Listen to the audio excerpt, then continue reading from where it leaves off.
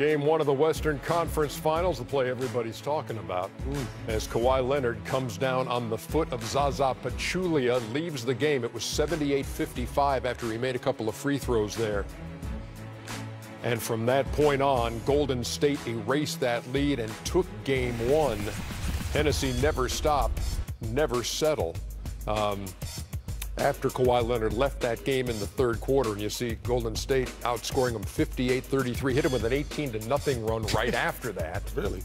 And game one goes to Golden State. And with time to reflect on what he saw, Gregg Popovich weighing in on Zaza Pachulia.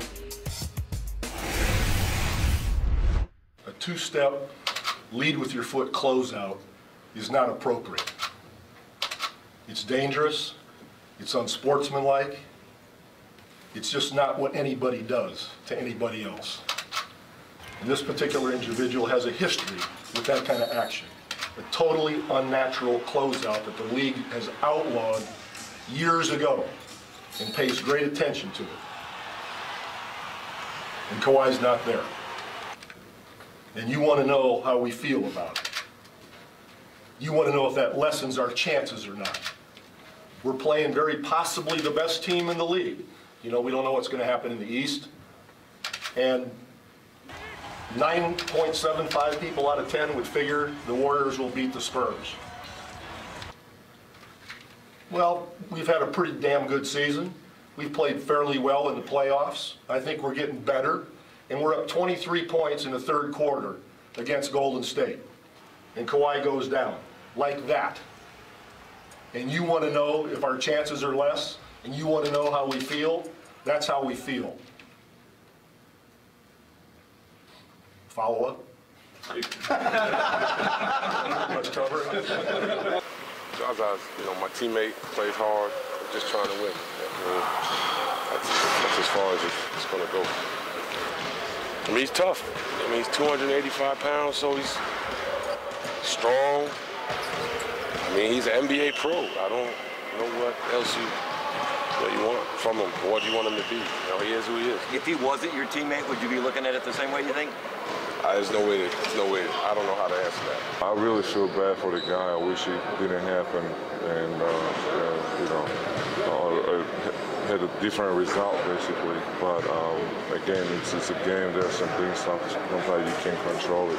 I'm not a dirty player. Just love this game, and I'm playing hard. That's how I was taught since day one, honestly. So that's what I've been doing. If he would have played and they'd ended up winning, I go get dinner, have a glass of wine, wake up the next day, go to practice, and move on. But this is crap. And because he's got this history, it can't just be, oh, it was inadvertent. He didn't have intent. Who gives a damn about what his intent was? You ever hear of manslaughter? You still go to jail, I think, when you're texting and you end up killing somebody. But you might not have intended to do that. All I care is what I saw. All I care about is what happened. And the history there exacerbates the whole situation and makes me very, very angry. But I'm still open to follow-ups. Shaq, when you look at that video, do you think that was an intentional move by Zaza? Well, I don't know Zaza. I really would have considered him a dirty player.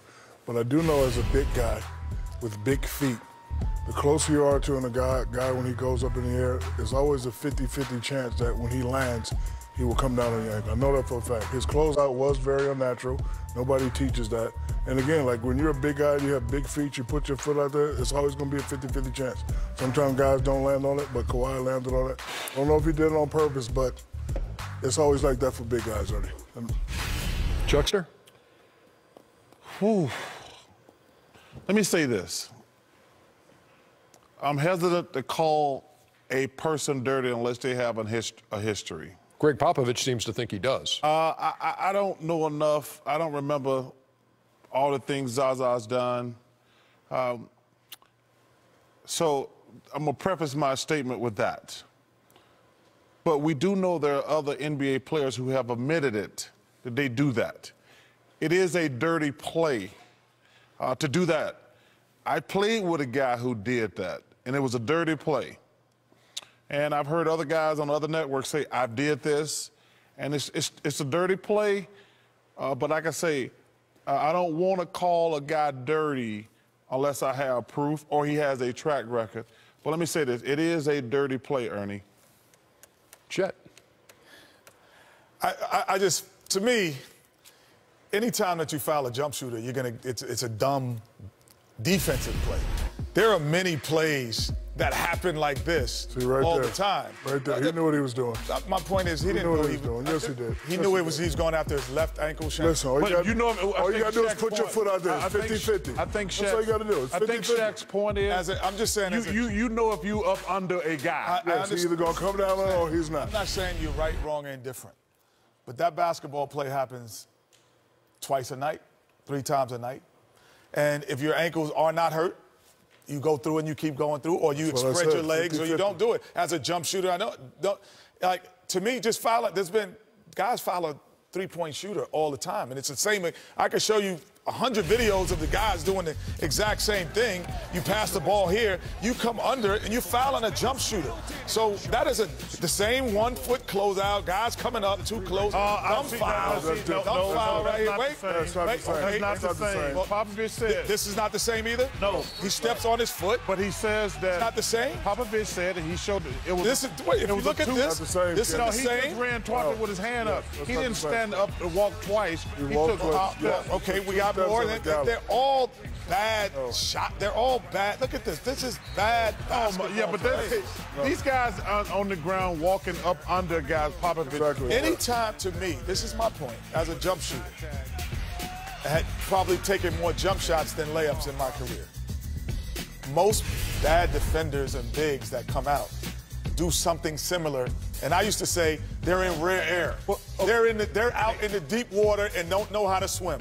Hey. He doesn't practice closeouts. He doesn't know. That's why he's not a star. That's why he does these things, and he has done them. And yes, Gregg Popovich. Everybody knows, Kenny. Hey, Kenny, everybody knows. I don't believe. I just don't believe. No, can I ask you a question? If you're closing out on a guy, aren't you supposed to run by him? No. If you're closing out on a guy and you're Avery Bradley, he practices closeout drills. No. My question is, Zaza Pachulia, everybody practice closeout drills. Cut it out, Kenny. Comes out incorrect. Cut it out, Kenny. Big guys practice those drills too. I'm not big guys practice those drills too. Hey, I'm asking. How many times have you out there? I don't practice post defense as much as I practice. I'm not picking a side. It's a bigs on the perimeter. Legitimate question. When they tell you not to foul a jump shooter, don't you run by the jump shooter instead of running up under him? I think Zaza Pachulia is. The way he is in the NBA is because of his reckless abandonment around the rim and around the court. Well, that would help Popovich's point also. No, but doesn't matter. But he is not one of 20. He's one of like 25 guys. He's not one of one. He's one of 25. Kenny, so yes, put your foot should he have done it? Should he have done it? No. It was a big deal. If it wasn't Kawhi Leonard, if he plays, right now, Kenny? they win. You want me to say right? Shoot a jumper right now. Shoot a jumper right now, and I'm going to put my foot there. It's going to be a 50-50 chance you land on my foot. He knew what the hell he was doing. I don't believe he did. I don't believe that. I just don't believe that he intentionally did that. I think that he is. I'm not going to get on national television and say Zaza is a dirty player. I'm not saying he's a dirty player. Hold on. But that is a dirty play. I don't think it's dirty. I think it's a guy who plays recklessly and doesn't know how to close out like 20 other guys I can point out throughout their career that used to run at me at the same time. Yes, does he do it more?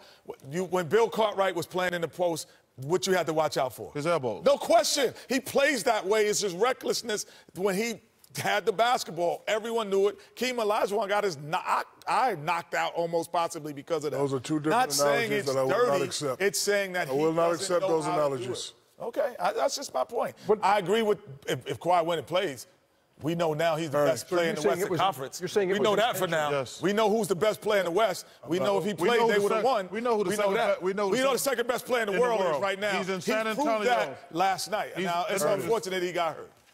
I'm not saying he did it on purpose. I'm just saying. But you said he knew what he was doing. As a player, you know that if you close under the guy, he's either going to land on your foot or he's not. Period. Everybody knows that. That's why they outlawed it. Everybody knows Shaq, I agree with you on that. Everybody knows that. Shane Battier, Bruce Bowen used to do it. Put his hand up in the face. Bruce Bowen used to do it. It is, because if you hit me in my nose when I just broke my nose, then I'm going to be pissed off and we're going to have the same argument because you're doing the same thing. Your analogy sucks broke tonight. my nose, Your analogies are terrible. Put your hand in my face and hit it again. Well, he Stop does it. that all the time. Stop it. No, but you did it the time I had my nose broke. We have a whole different thing. I would love to break your nose on TV. Game 2 in that series, by the way, is tomorrow night. I'll pay your lawyer fees.